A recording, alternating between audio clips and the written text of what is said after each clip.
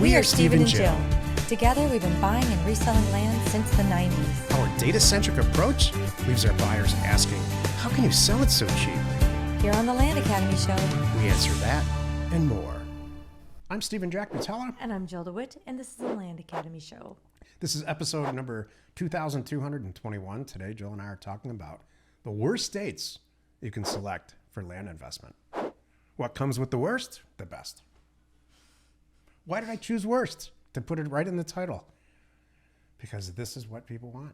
This is all week this week. I want to know. All week this week is the internet telling us what to talk about and what people are chattering about. Yeah. I would want to know too. Like, let me just right away, what are the worst ones so I just don't even deal with them? And this is what we're going to help you with today. At the end of this, Jill's going to ask me, she's going to throw out state names and I'm going to say yes or no and why. Oh, we'll play that game. I like that. Each day on the show, we answer a question from our Land Academy member Discord forum. Take a deep dive into land-related topics by your request. Okay, so Ram Road. Hi, guys.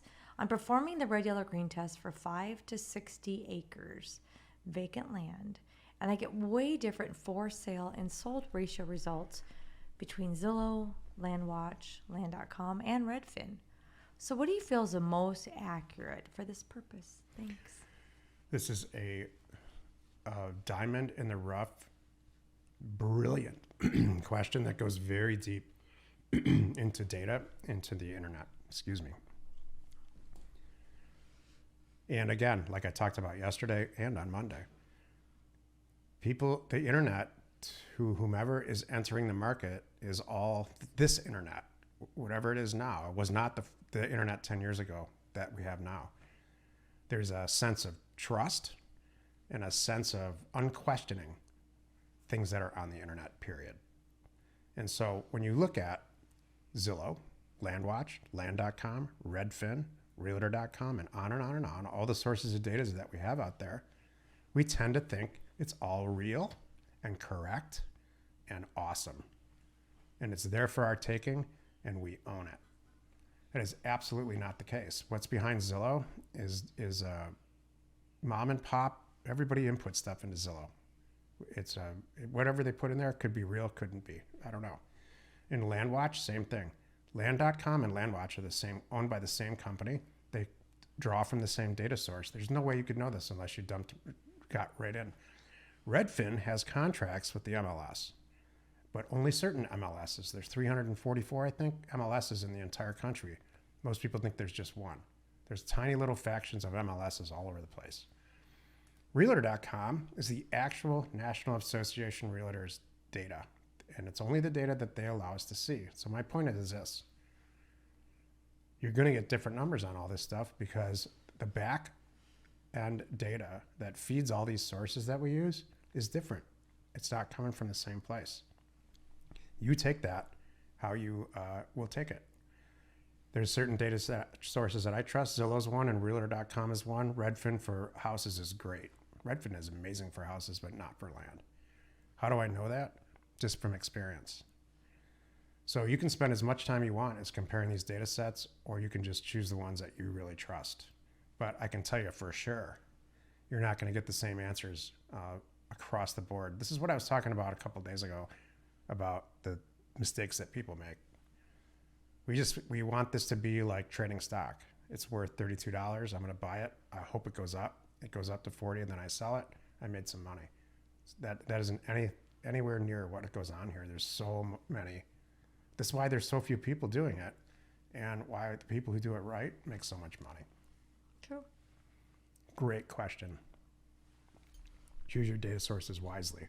We use DataTree. Jill and I love it. We've been using it for a very long time. It loves us back. Yeah.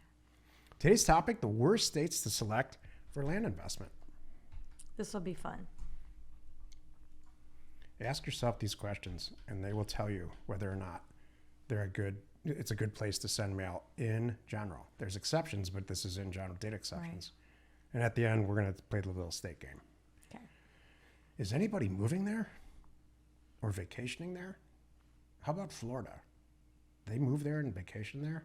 Mm-hmm. Where are they going now? How about Maine? Yeah. And when do they do there? Is it seasonal? Is it permanent? Yep. There's things like that too. I can't think of the name of that site, but it's like a government, or maybe it was a U-Haul. One of them was like a U-Haul site too. They tracked where people were renting equipment, and they put it up there, states where they were renting from and going to, and then like the opposite, if they were leaving that state, where you could see where they're going to. It was really kind of interesting. If you type in You can track that stuff. on Redfin data or Redfin research, just type in those two words in Google, you'll get to the back end of a Redfin data, their data analysis. And one of the things that's in there deep is the searches that people are doing. So you're sitting somewhere doing a search about looking at real estate in a different place. Mm-hmm. And so they publish all those statistics, and it's really easy to see and read. Like, for example, people in Los Angeles are all dreaming of moving to Phoenix because it's cheaper, and it's very obvious by their internet searches. So that makes sense. Mm-hmm. Are people dreaming of moving to North Dakota? I mean, I guess if you live in Winnipeg, that might be an improvement. I don't know.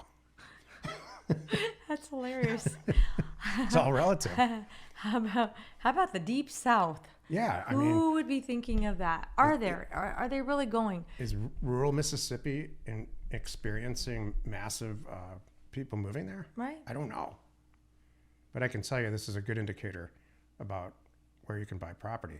I'm not saying you can't buy a really cheap property in any of those places. This is what the red, green, yellow test is designed for. True. If you listen to the red, green, yellow test, it's going to tell you, run a red, green, yellow test in a couple of counties that are in northern North Dakota. Mm-hmm. And you see how it comes back. True. If there's any sales there at all. Number two, are there any real year-over-year price increases? I'm from Michigan. My entire family has purchased real estate and sold it. And this is what happens, or what used to happen in my family. I bought that house for $80,000 and sold it for $130,000 12 years later.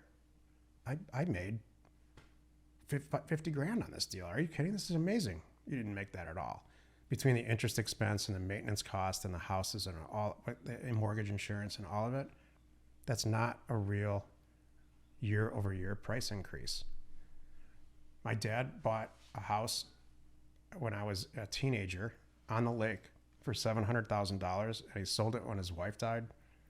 Geez, 25, 30 years later for $720,000 after paying all the interest expense on that for that long. Wait, what was the purchase price again? 700, sold it for 720. Oh, That house in Southern California would be buy for 700, sell for 4 million. People that's want to what live my in, parents. That's what I grew up with. people That's want to, interesting. and it's funny because people from Southern California believe the whole country's like that. They have True. no idea that there's just stagnant. There's no growth in real estate in the Yeah. Midwest. There's pretty much Southern California rule, like wait 10 years, it'll double. Yeah. And for the most part, that's true. First time I heard that, I said, that's the funniest thing ever. I'm walking out of the bar. Yeah. And then I went and checked. You're like, oh, I'm wrong. I was totally wrong. Year-over-year price increases is a very good place to send mail in general. That's it. Seasonal. You need to see growth. You know what's interesting too? Once you get into it and you're in the business, right? Like we're in it. Things now, internet's getting even better and smarter and knows what I'm looking at. And it serves up data for me on a platter all the time. And one of the things is every zip code I look at, I get a monthly report now on the zip codes I've been watching. And it'll tell me, the home values now, the home values 1 year ago, and it gives me the predictions of where it's going. And it used to, until very recently, a lot of them were up, and now recently most of them are down. The predictions are going down, and that would be too for you to watch that stuff and go, ooh, I need to rethink sending mail there. The red, yellow, green test that we teach in Land Academy, Joe and I, smokes this out for houses and for land. Finally, and I could talk about this for hours. Does the market that you're considering have seasonal, predictable price adjustments? For example, if you're going to buy a house in northern Montana, is the price the same in January as it is in July? And the answer should be no. You should see a massive accelerated interest in buying properties and properties actually trading hands in the summer versus the winter. It's opposite in Phoenix because it's hot here in the summer. And it's predictable. Predictable like the sun going up and down, that predictable. Right. Tell me a season or a time when the stock market is that predictable, where you know prices are going to be 20% I buy stock in more, January and 10 I to sell 20%. it in May. Yeah, Doesn't happen. it doesn't happen. Wish it would, but it doesn't. Right. I'll play the state game a Does little bit. Yeah, real quick, but does the price change in the Upper Peninsula of Michigan between the summer and the winter? Does anybody buy real estate there at all? Right. You should go look. I don't know. I don't think so. Not the way we needed to. All right, state game. Wait, I gotta sneeze. Excuse me. Thank you. We covered Florida. Okay, Florida. What was the answer on Florida? Buy property there. Okay. Idaho. It's really trendy now. The red, green, yellow test says that only in the summer. Oklahoma. Yes. Everybody in Texas wants to buy vacation property, believe it or not, in Oklahoma because there's a lot of lakes and stuff there. Connecticut. You're on your own there. I would not buy property in Connecticut. The East Coast is not all the states, but Connecticut specifically it's a tough state to buy and sell land in. Washington State. Yes. Alaska. No, there's not enough activity there. Red, green, yellow test smokes it out. Hawaii. No, same deal. California. Absolutely. New Mexico.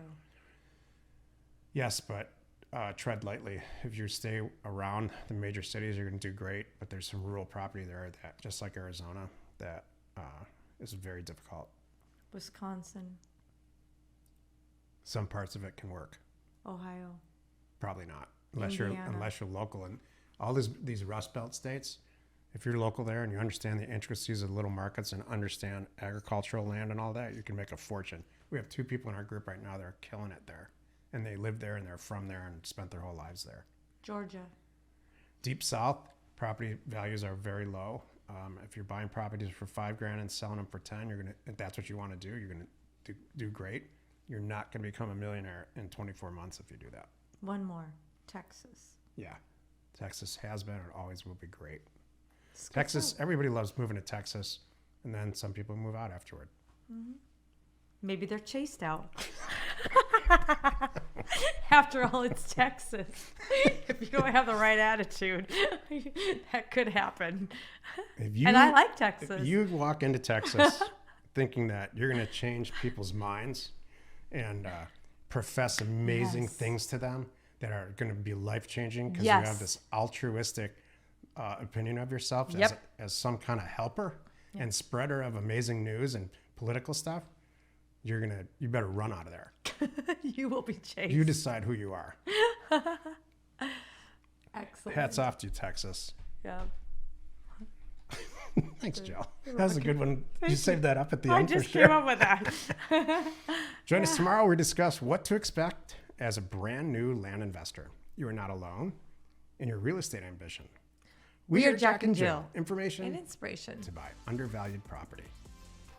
We hope you find our content valuable and we appreciate your support. If you have not already, please check out our channel and hit the subscribe button. And your comments and suggestions help us to create the content you're here for. Hitting the like button helps to support our channel's algorithm and gauge your interest for future shows.